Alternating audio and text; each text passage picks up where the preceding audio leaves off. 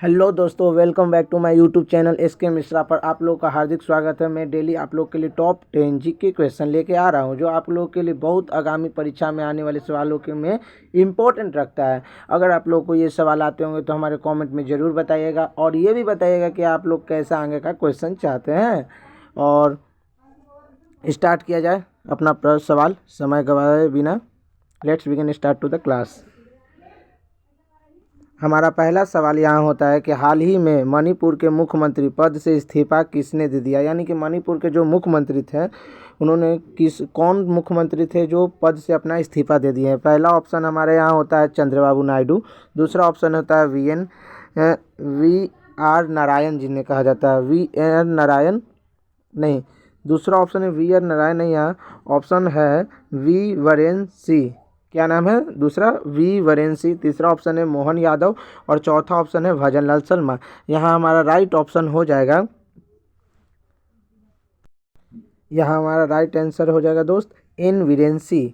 N Viren Singh यानी we will be correct answer. बात किया जाए एन वीरेन सिंह तो जो मणिपुर के मुख्यमंत्री थे, मणिपुर की राजधानी इम्फाल है।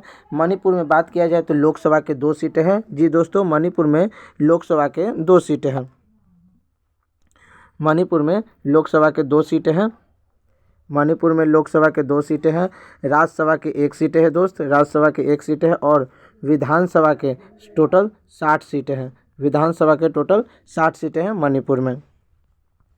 और बात किया जाए मणिपुर के बारे में तो मणिपुर का गठन मणिपुर का गठन हुआ था 1972 में। 1972 में मणिपुर का गठन हुआ था। मणिपुर का गठन 1972 में हुआ था। अब चलते हैं नेक्स्ट नंबर सवाल पे। हमारा नेक्स्ट सवाल क्या होता है, देखते हैं नेक्स्ट सवाल क्या है हमारा नेक्स्ट सवाल है जोमेटो का नाम बदलकर क्या रखा गया है। तो जो जोमेटो है ना, जिससे हम अपना खाना पीने वाला सामान ऑर्डर करते हैं, जो तुरंत आ जाता है गरम गरम आधा घंटा के अंदर। बहुत बढ़िया फैसिलिटी है, लेकिन भाई मैंने भी मंगाया है जोमेटो से। और हमारा दूसरा ऑप्शन है क्या, दूसरा क्वेश्चन क्या है कि जोमेटो का नाम बदलकर क्या रख दिया गया है। तो पहला ऑप्शन है हमारे यहाँ क्या होता है, हमारे यहाँ पहला ऑप्शन होता है कि इंटरनल रख दिया गया है, या हिकत रख दिया गया है, या तीसरा रूफ रख दिया गया है, या इन ऑप्शनों में से इनमें से कोई नहीं है। बताइएगा इनमें से कौन सा ऑप्शन हमारा राइट होगा।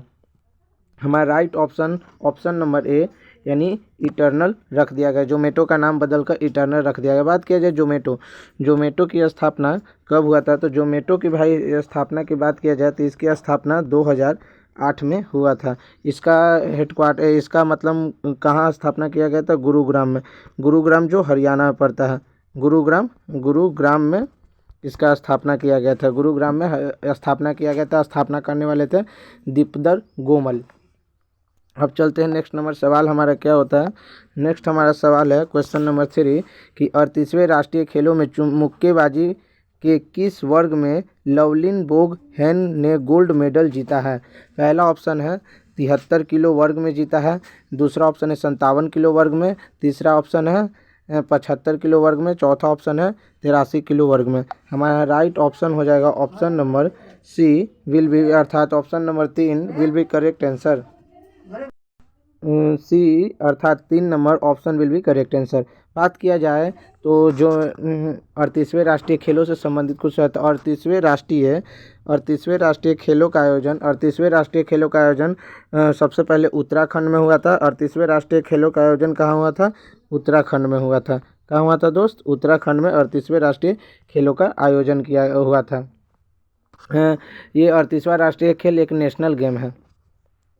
चलते हैं नेक्स्ट नंबर सवाल पे। नेक्स्ट हमारा सवाल क्या होता है दोस्त? हमारा नेक्स्ट सवाल यहाँ होता है,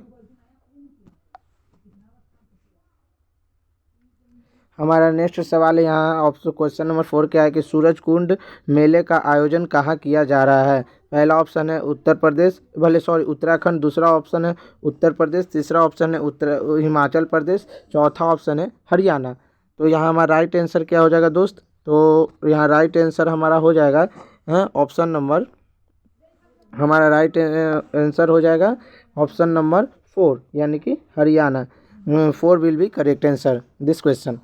बात किया जाए हरियाणा, तो पंजाब की राजधानी हरियाणा की राजधानी चंडीगढ़ है, और पंजाब की भी राजधानी चंडीगढ़ है। हरियाणा में बात किया जाए तो हरियाणा में कुछ बात किया जाए तो हरियाणा में बात करते हैं तो हरियाणा में लोकसभा के 10 सीटें हैं, राज्यसभा के 5 सीटें हैं, और विधानसभा के 90 सीटें हैं। विधानसभा के 90 सीटें हैं। विधानसभा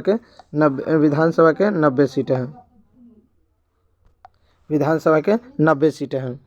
तो हरियाणा के बारे में, हरियाणा में जो फरीदाबाद जगह है, उसी जगह सूरजकुंड मेले का आयोजन किया जा रहा है। हरियाणा के मुख्यमंत्री अभी हैं नायब सिंह सैनी, और इनके हरियाणा के राज्यपाल का नाम क्या है, उसका जवाब आप लोग को कमेंट में बताना है। चलते हैं नेक्स्ट नंबर सवाल पे। नेक्स्ट नंबर सवाल हमारा क्या होता है कि देश की पहली फेवरेट रिसर्च फैसिलिटी का उद्घाटन कहाँ किया गया है, कहाँ पर होगा। हमारा पहला ऑप्शन यहाँ हो जाता है, हमारा यहाँ पहला ऑप्शन है कर्नाटक, दूसरा ऑप्शन है मध्य प्रदेश, तीसरा ऑप्शन है उड़ीसा, और चौथा ऑप्शन है हरियाणा। हमारा राइट ऑप्शन यहाँ हो जाएगा ऑप्शन नंबर 4 हरियाणा। हरियाणा के बारे में अभी मैंने आप लोग को दोस्त बता ही दिया, इसलिए इस क्वेश्चन में ज़्यादा डिटेल नहीं करते हैं और चलते हैं नेक्स्ट नंबर सवाल पे। हमारा नेक्स्ट सवाल होता है यहाँ दोस्त कि आरबीआई बैंक है, आरबीआई ने रेपो दर को घटाकर कितना कर दिया है। आरबीआई के 4 दर होते हैं, रेपो रेट दर, आरआरबी दर, और 2 और होते हैं जो मुझे ध्यान नहीं अभी आ रहा है। तो वही आरआरबी का जो रेपो दर होता है उसे घटाकर कितना कर दिया गया है, तो उसे घटाकर दोस्तों 6.5 कर दिया गया है आरबीआई के रेपो दर को घटाकर। आरबीआई की बात किया जाए तो आरबीआई पहले क्या करता है कि आरबीआई जो संस्था है वो आरबीआई अपना रेपो रेट जारी किया। आरबीआई जो संस्था है, आरबीआई संस्था क्या किया, वो रेपो रेट जारी किया, और वो 6.5 इस बार रखा है रेपो रेट दर। अब रेपो रेट दर 6.5 रखा, तो ये रेपो रेट दर है जो दोस्त, ये रेपो रेट दर क्या होगा, ये रेपो रेट दर है दोस्त, ये रेपो रेट दर जो जारी किया इसको अब बैंक देगा, बैंक के पास जाएगा। ये दर मतलब इस बैंक पे इस रेट जो 6.5 का जो रेट जारी किया गया आरबीआई द्वारा, ये रेट बैंक को दिया जाएगा।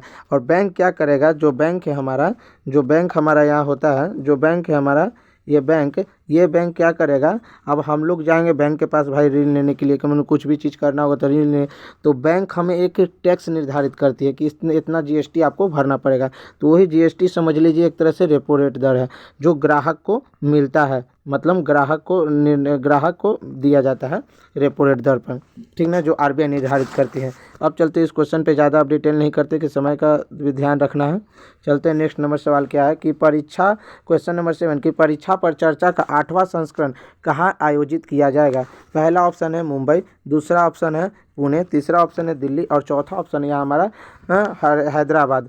तो भाई ये जो परीक्षा पर चर्चा किया है, जो हमारे माननीय श्री नरेंद्र मोदी जो भारत के प्रधानमंत्री हैं, उन्होंने सबसे ज़्यादा कहाँ भाषण देते हैं, तो भाई कहाँ करते हैं, तो दिल्ली में।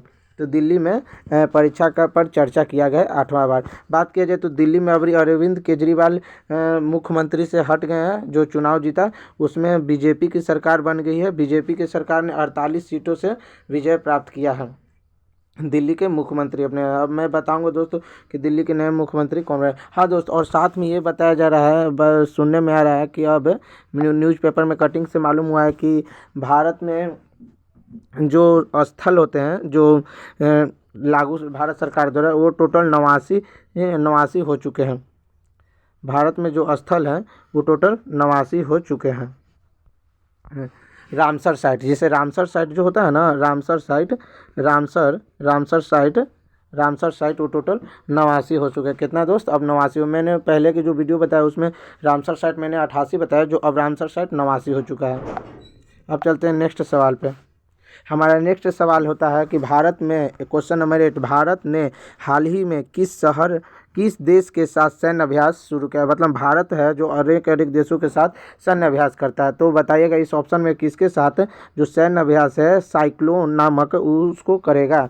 तो पहला ऑप्शन हमारा यहाँ हो जाता है श्रीलंका, दूसरा ऑप्शन है वियतनाम, तीसरा ऑप्शन है सिंगापुर, और चौथा ऑप्शन है मिस्र। तो यह हमारा राइट ऑप्शन हो जाएगा ऑप्शन नंबर 4 मिस्र भारत करेगा। भारत की बात किया जाए तो भारत भारत रेड सैन्य अभ्यास अमेरिका के साथ करता है। मित्र शक्ति सैन्य अभ्यास अमेरिका के साथ करता है। दोस्ती सैन्य अभ्यास दोस्ती भी अमेरिका के साथ करता है। इसी तरह श्रीलंका के भी साथ भी बहुत सारा सैन्य अभ्यास भी करता है। वियतनाम के साथ भी भारत करता है। एक बार मैं सबका बता दूंगा कि भारत किसके साथ कौन सा सैन्य अभ्यास करता है। अभी के लिए इस वीडियो में नहीं बता सकता कि ज़्यादा डिटेल हो जाएगा और वीडियो भी लंबा हो जाएगा। चलते हैं अब नेक्स्ट नंबर सवाल पे। नेक्स्ट हमारा सवाल है कि विश्व दलहन दिवस कब मनाया जाता है। जी दोस्तों, ये लेटेस्ट क्वेश्चन है जो पेपर के कटिंग से मैंने निकाला है। तो विश्व दलहन दिवस कब मनाया जाता है। पहला ऑप्शन है 7 फरवरी, दूसरा ऑप्शन है 8 फरवरी और तीसरा ऑप्शन है 10 फरवरी, चौथा ऑप्शन है 12 फरवरी। चौथा ऑप्शन दोस्त क्या है, 12 फरवरी। तो 12 फरवरी है चौथा ऑप्शन। अब चलते हैं, चौथा ऑप्शन है 12 फरवरी। तो यहाँ हमारा राइट आंसर हो जाएगा 10 फरवरी। हमारा यहाँ राइट आंसर क्या हो जाएगा, 10 फरवरी दोस्त। 10 फरवरी हमारा राइट आंसर हो जाएगा। 10 फरवरी हमारा यहाँ राइट आंसर हो जाएगा। रुक जाइए, 10 फरवरी हमारा राइट आंसर हो जाएगा। विश्व दलहन दिवस मनाया जा रहा है। इसी तरह दोस्त हाल में ही मैंने बताया कि कैंसर दिवस 4 फरवरी को मनाया जा रहा है। रेडियो दिवस 13 फरवरी को और 13 फरवरी को राष्ट्रीय अर्थात अंतर्राष्ट्रीय महिला दिवस भी मनाया जा रहा है 13 फरवरी को। अब चलते हैं नेक्स्ट नंबर सवाल, जो हमारा लास्ट प्रश्न है। अगर ये प्रश्न के आंसर दोस्त मैं शुरू में वीडियो में आप लोग को बोलाऊँ कि अगर ये प्रश्न के उत्तर आप लोग को मालूम होगा तो ज़रूर हमारे कमेंट में बताइएगा। और एक सवाल मैंने आप लोग के दिया है कि हरियाणा के राज्यपाल का नाम क्या है, वो सवाल का जवाब आप लोग को कमेंट में बताना है। तो क्वेश्चन नंबर हमारा 10th क्या है। तो क्वेश्चन हमारा 10th होता है दोस्त की AI क्वेश्चन 10th हमारा लास्ट सवाल है। AI एक्शन समिति में शामिल होने के लिए प्रधानमंत्री मोदी किस देश का दौरा करेंगे। मतलब AI एक्शन जो समिति AI आर्टिफिशियल इंटेलिजेंस है, जिसमें रोबोटिक, ये सब रोबोट के मामले से आने वाला समय में बहुत ज़्यादा हो रहा है भाई। इसलिए कहा भी जा सकता है कि बेरोजगारी की भी समस्या बढ़ सकती है। और एक तरह से लाभ देखा जाए तो जो मनुष्य ज़्यादा समय में करता था काम, वो AI बहुत जल्दी कर दे रहा है। इसलिए लेकिन सभी जगह AI नहीं हो सकता है, ये बात जाने कि UPSC के भी सवाल का जवाब AI नहीं दे पा रहा है। यानी कि ये बात तो सत्य है कि कितना भी मशीन जानकारी हो जाए लेकिन वो एक इंसान का खिलाफ कुछ नहीं कर सकता है। इंसानी सबसे ज़्यादा बुद्धिमान के रूप में भी माना जाता है। तो चलते हैं इस सवाल पे। तो क्या है कि AI एक्शन समिति में हमारे प्रधानमंत्री नरेंद्र मोदी है कहाँ पर शामिल हो रहे हैं। तो पहला ऑप्शन है जापान, दूसरा ऑप्शन है अमेरिका, तीसरा ऑप्शन है फ्रांस, चौथा ऑप्शन है स्वीडन। हमारा यहाँ राइट ऑप्शन हो जाएगा ऑप्शन नंबर 2, अर्थात option number 2 will be correct answer this question. और बात किया जाए तो प्रधानमंत्री, तो प्रधानमंत्री देखा जाए तो बहुत ज़्यादा दौरा पे, मतलब कि एक जगह से दूसरा जगह ट्रैवल करने के लिए, एक दूसरे देश को जानने के लिए जा रहे हैं। तो बात किया जाए तो हाल ही में प्रधानमंत्री 2014 में देखा जाए तो ये भूटान गए थे। कहाँ गए थे दोस्त, भूटान गए थे।